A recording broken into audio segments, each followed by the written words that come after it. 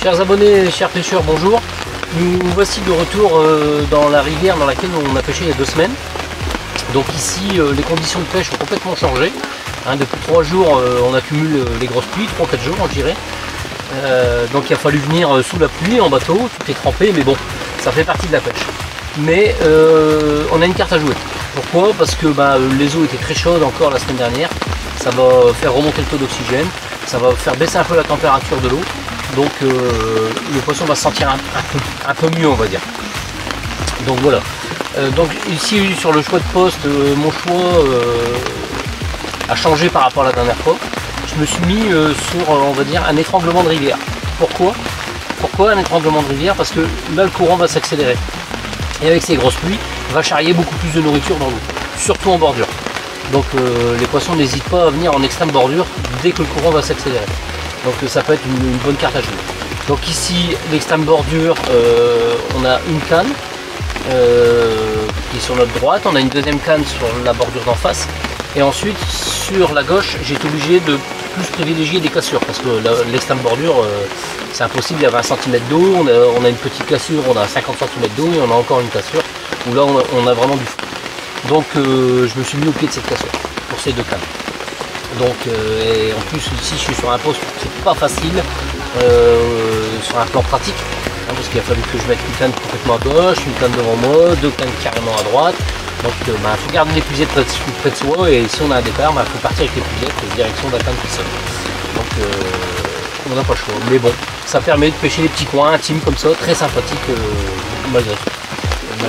Donc voilà, cette zone où il y a un fort courant, j'ai fait le choix de mettre le plomb comme en scène, 180 grammes, 200 grammes, parce que ça pousse, et de détendre les bannières également.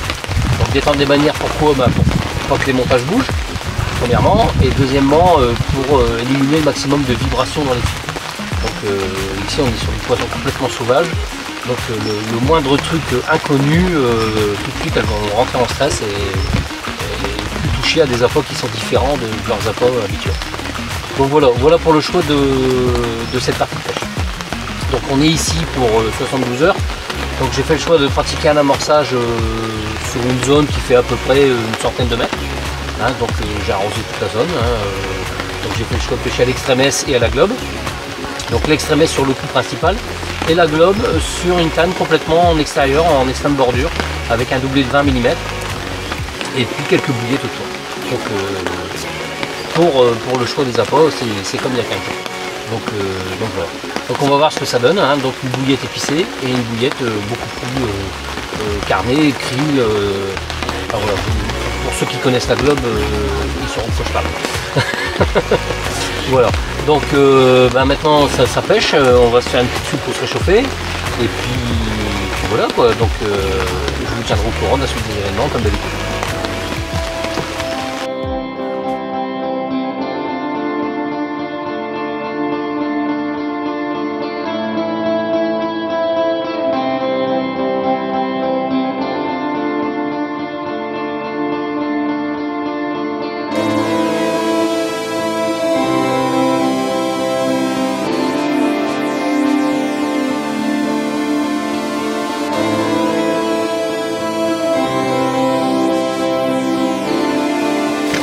Bon les amis, je suis pas payant. Voilà. J'ai pas encore fini ma soupe. Une super commune d'une dizaine de kilos à peu près. Mais très grande, des grandes nageoires, enfin typique rivière quoi.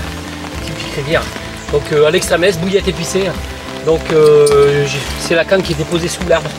Donc j'ai eu un peu de mal à la sortir de là. J'ai dû plonger le sillon dans l'eau pour dire de passer sous les branches, et elle est sortie, et une belle bagarre. Ah, je suis content là. Je suis content, ça fait 3 heures qu'on pêche. Et voilà déjà un beau poisson de rivière quoi. Superbe. Une superbe commune. Voilà, magnifique. Et je vous la présente, j'espère, la première de la série du week-end. Mais vraiment un très très joli poisson. Très joli poisson. Très combatif. Voilà, typique. Enfin, ce qui vous donne l'adrénaline de la rivière. Voilà, donc on va la remettre à l'eau. Et puis j'espère qu'on va prendre sa grande sœur.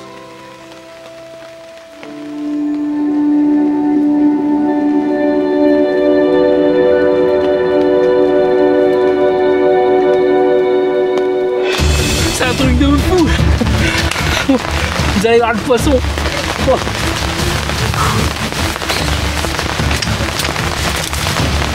C'est panique à bord. Il pleut. C'est trempé. Je viens de faire un départ avec un doublé de globe. La globe frappe encore là, je vous le dis moi. Une bouche énorme. Voilà. Un mot de poisson. C'est plus de 20, sûr. Ah, allez.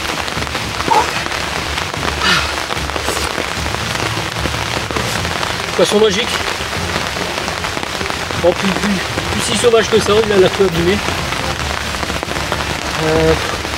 Ça fait penser à une coupure, mais parfois elle se fonce ça toute seule et ça repousse. Hein. C'est un vieux poisson avec les nageoires usées. Mais quel combat! Quel combat avec un doublé de globe 20 mm. Regardez-moi ce poisson.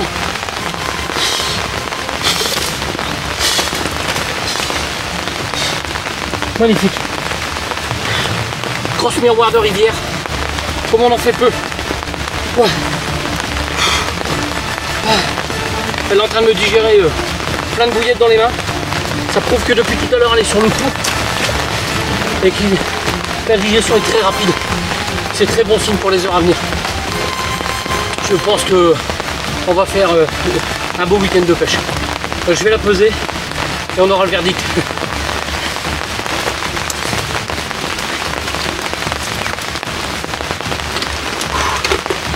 Quelle bagarre!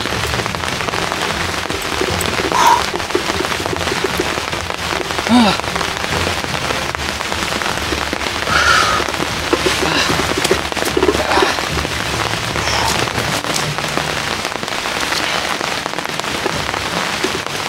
Oh, il fait déjà noir, je vois pas grand chose.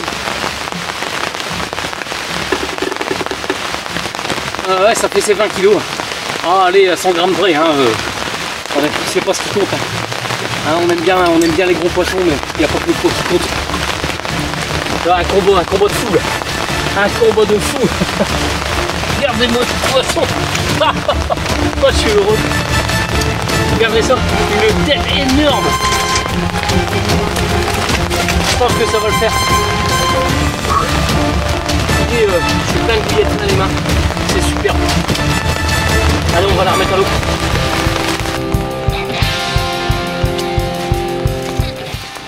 Là, mes amis, c'est la fête au village. Troisième poisson. Hein, je viens de la poser, elle fait 13,5 à peu près. Une belle boule, une belle miroir. Pareil, hein, de la bouillette partout. Donc il y a vraiment du poisson sur le coup. Superbe poisson, là. Très bon aussi d'en faire. Regardez ça, c'est une nageoire. Une belle... Tout ça dans l'excitation. Une belle boule. Avec une caudale magnifique. Vous voyez, c'est super. Des beaux combats comme ça, c'est super. Des boules, c'est génial. C'est le troisième poisson depuis tout à l'heure. En 5 heures de pêche, là même pas. C'est trop top. C'est trop top.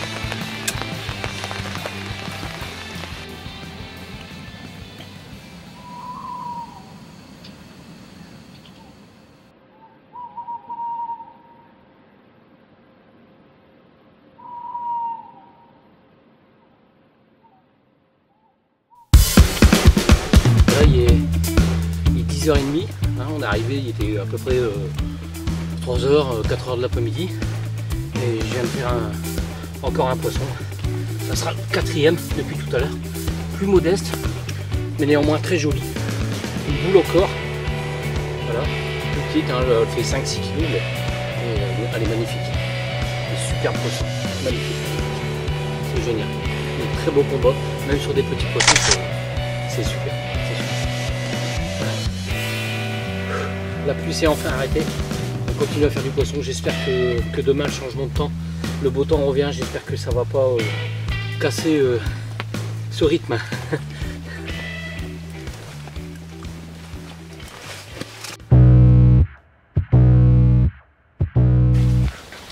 Voilà, la nuit fut un peu plus calme à partir de 1 h du matin. J'ai refait une commune de 16-17 kg. Elle faisait entre 16 et 17 à peu près.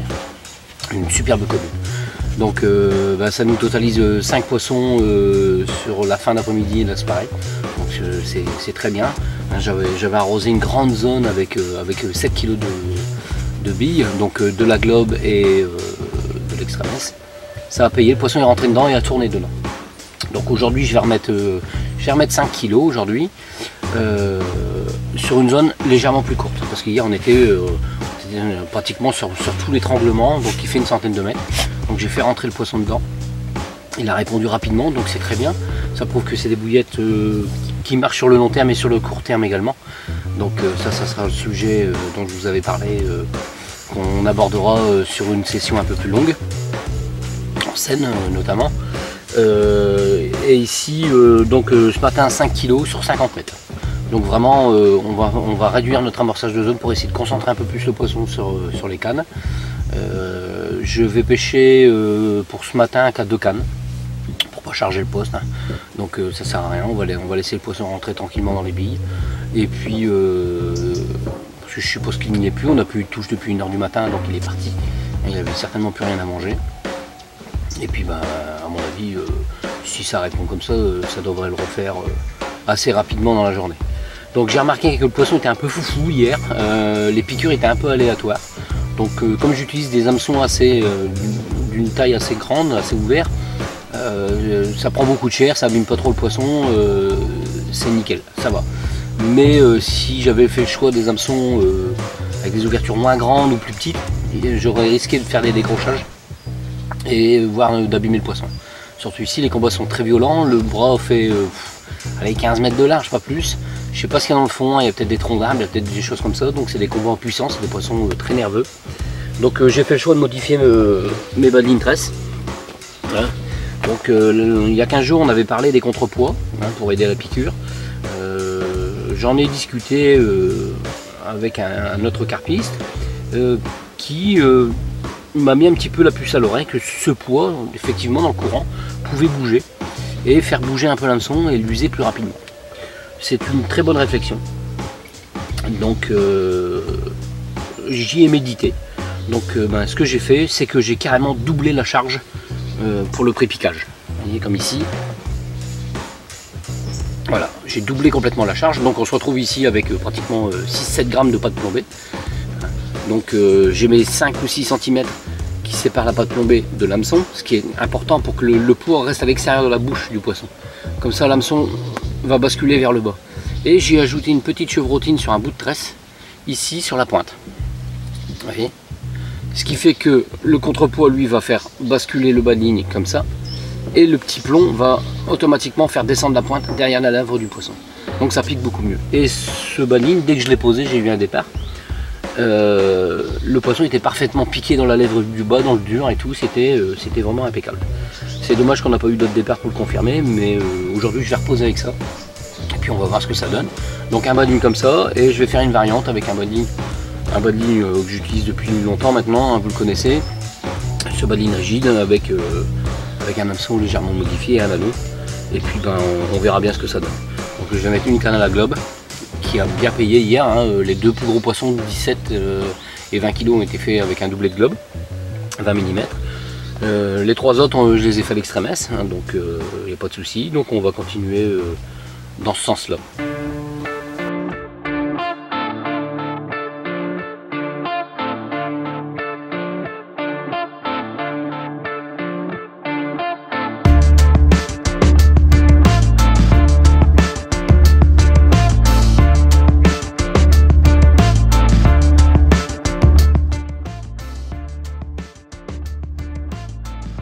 cette superbe commune prise cette nuit. Un bon 16 kg. Ça c'est les poissons magnifiques. Très jolis poissons. Taillés pour le combat comme d'habitude. Et puis voilà. Voilà pourquoi on aime le sauvage. Voilà, des poissons en pleine santé, de toute beauté, très combatifs. C'est super.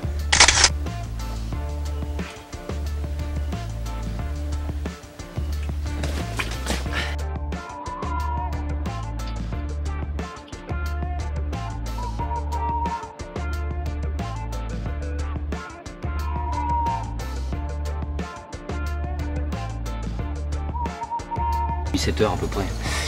Et sur ce poste d'étranglement, apparemment, ça se confirme bien. Ça serait bien un poste où il faut y venir quand il pleut, parce qu'on a vu que quand il pleuvait, on a déroulé. Et hier, il a fait beau, on n'a pas fait de poisson. Et cette nuit non plus, donc ça fait un bon 24 heures qu'on n'a pas fait de poisson. Il nous reste 24 heures de pêche, donc toute la journée et puis toute la nuit. Ce qu'on va faire, c'est qu'on va remballer, on va tout reprendre, on va tout mettre dans le zod et on va remonter la rivière à peu près 600 mètres. On va essayer de se trouver un autre poste. On va essayer de trouver un poste où le poisson circule aussi et qui ne serait pas en étranglement comme celui-là. Donc j'ai déjà eu le tour en rivière, hein, des postes comme ça où on fait du poisson tant qu'il pleut et dès qu'il y a du soleil, le poisson n'y vient plus, n'y passe plus. Donc on retentera ce poste-là plus tard, partant de pluie pour bien confirmer. Et puis bah, après c'est comme ça qu'on se découvre des postes, hein. On sait qu'à tel endroit il faut y aller quand il pleut, il faut pas y aller quand il y a du soleil. Et puis on se découvre des postes de rivière comme ça. Et puis voilà, il suffit de les noter dans le carnet comme au canal, hein. Vous prenez toutes vos notes, tous vos postes, et puis après bah, quand vous aurez allez, on va dire 5 postes en rivière et 5 postes en canal, et ben il n'y a plus qu'à tourner toute l'année et puis faire du poisson et s'amuser. Voilà, allez, on remballe et puis je vous reprends dès que tout est réinstallé de l'autre côté. Bon voilà, nous voilà réinstallés sur un autre poste. Donc ici c'est plus large, le courant est beaucoup plus lent. J'ai repéré 2 zones où il y avait des tombées de buissons avec des baies. Ça peut être des postes à la nourriture, hein, donc derrière moi là-bas. Et puis j'ai repéré également les obstacles. Parce que ici on a quelques troncs qui sont couchés dans l'eau, donc il va falloir faire très attention. Donc mon choix s'est porté sur un amorçage éparse avec des bouillettes coupées en 4, parce qu'ici il nous reste que 24 heures, hein, donc il faut vraiment pousser sur l'attractivité. Donc j'ai amorcé comme ça, je vais mettre mes lignes dans cet amorçage. Donc j'ai fait le choix d'un plomb assez lourd, parce que comme il y a des obstacles en face, j'ai mis un plomb assez lourd qui fait 160 grammes pour que ça pique bien. On va mettre un backled pas trop lourd, hein, qui fasse 20-30 grammes. Et puis on va positionner les cannes vraiment au plus bas possible pour avoir la détection de la touche la plus rapide possible. Et puis également on va serrer les freins pour dire que le poisson ne puisse pas partir à fond les balais, comme on dit, à fond les ballons, parce que le problème c'est qu'il va aller directement dans les troncs. Donc on va pêcher frein serré, donc il faut rester vraiment très réactif et au cul des cannes. Il n'est pas question d'aller se balader. Donc il faut vraiment rester au cul des cannes et le moindre bip, faut pas se poser la question si c'est une barème, si c'est. Faut prendre la canne, faut ferrer. Faut ferrer quitte à reposer le montage après. Donc j'ai fait le choix de poser en bonhomme de neige, hein, toujours pour l'attractivité, avec des hameçons assez grands pour pouvoir brider le poisson fort s'il le faut, hein, pour pas qu'il puisse partir dans ces obstacles. Donc voilà, là pour le nouveau poste. Ensuite on a 2 postes très intéressants derrière moi et de l'autre côté en bordure, où pareil on a des tombants avec des buissons avec des baies, hein, donc pensez-y, on est fin août, donc encore 3 semaines, un mois, et tout ça, ça va commencer à tomber dans l'eau. Donc ça tombe déjà, hein. Moi j'ai vu quelques chaînes, les glands tombent déjà dans l'eau. Donc tous ces postes là sont à prospecter impérativement, parce que on sait très bien que les carpes se nourrissent de tout ce qui peut tomber dans l'eau. Que ce soit les petites baies rouges, que ce soit les mûres, que ce soit les glands, que ce soit les noisettes, les églantiers, je sais pas. Il y a une petite graine dedans, hein, beaucoup d'églantiers ici le long de l'eau, donc oui, pourquoi pas. Donc c'est des postes à privilégier. Donc ici on va reposer les cannes, et puis ben, on va s'asseoir dans son bifi, pas faire de bruit, parce que c'est les bras de rivière où il n'y a jamais personne, donc il faut vraiment pas faire de bruit, le poisson n'est pas habitué. au trafic humain, on va dire, hein, les pas, le bruit du bateau, etc., etc. Donc voilà, et puis en espérant faire du poisson ces dernières 24 heures.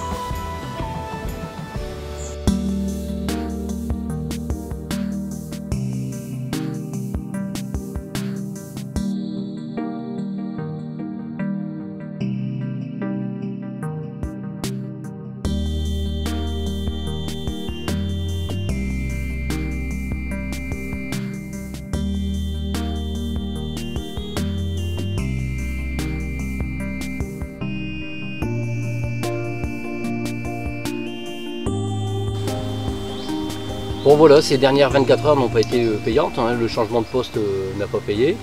On a quitté ce poste qui est pour moi un poste à pratiquer plus par temps de pluie, hein, pour avoir le maximum de chances d'avoir du résultat. On s'est rabattu ici sur ce poste où on a des spots à pêcher avec des buissons, avec des baies sauvages qui tombent dans l'eau.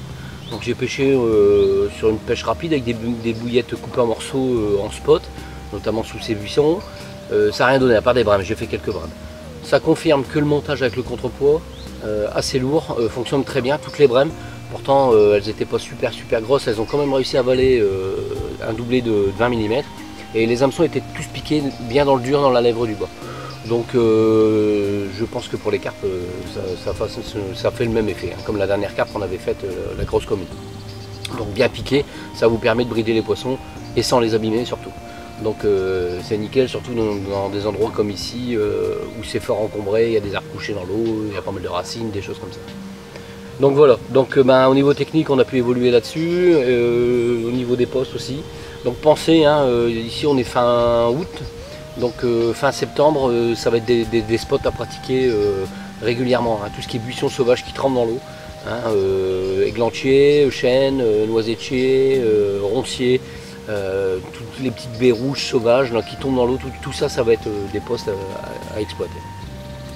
Donc on a fait malgré tout 5 très jolis poissons, donc ce qui est pas mal. Moi si on me disait Eric tu vas faire 5 poissons à chaque fois que tu sors tous les week-ends, je signe tout de suite, il n'y a pas de problème. Surtout des poissons comme ça, on est monté jusqu'à 20 kg, ce qui est formidable, hein. Ça nous fait des super beaux poissons. Donc on voit bien que ça répond bien sur des billes telles que l'extrême S épicée et la globe, hein, à base de krill. Donc sans souci, elles sont venues directement dessus. Voilà. Bon bah là elles n'étaient pas là, on a fait des brèmes, c'est tout, c'est comme ça. Donc l'extrême S c'est pas mal, hein, pour pêcher sous les buissons comme ça, c'est une bouillette qui se marie très bien avec les baies sauvages. Donc vous en coupez quelques-unes en morceaux, vous jetez ça sur la zone et vous mettez votre montage dedans, c'est nickel, hein. Vous posez sur le fond, c'est parfait, ça va être ramassé d'office si le poisson est là, bien sûr. Donc on va se retrouver pour une prochaine vidéo en scène. Où là, chose promise, chose due, on parlera des appâts action rapide, action à plus ou moins long terme, hein, puisqu'on est dans les appâts en ce moment. Et puis là, on aura le temps de construire un amorçage, on va y rester une semaine. Donc on va avoir le temps de construire un amorçage et essayer de le faire monter en puissance. Et puis essayer de tirer de belles images et de superbes poissons. Voilà, j'espère que cette vidéo vous aura plu. Et puis pensez à vous abonner, comme ça vous aurez régulièrement des petites news sur des zones de pêche, sur les techniques à aborder, et puis sur les appâts également. Et puis je vais essayer de vous régaler toujours avec de belles images, parce qu'il n'y a pas que le poisson à la pêche, il y a plein de choses qui nous entourent, pour en profiter, hein, faut se confondre dans la nature, et puis en profiter pleinement.